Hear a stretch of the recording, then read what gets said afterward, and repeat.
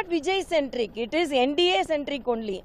Because now we are for development, almost most of the states NDA is ruling, and all the recent elections are all now conducted. NDA has very come out with flying colors. Good victory has been achieved by the NDA. Now the people are disappointed. It cannot be Vijay centric. It may be political centric only. It cannot be star centric. It will be society centric. If it is star centric, you can talk about Vijay. Vijay will be a partner. But it cannot be totally Vijay centric.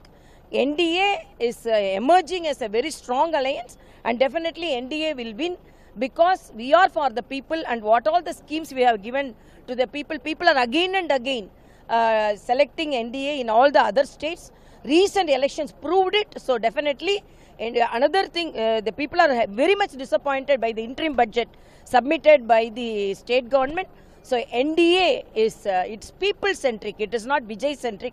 It is people centric. If it is people centric, then NDA will win because people are with NDA.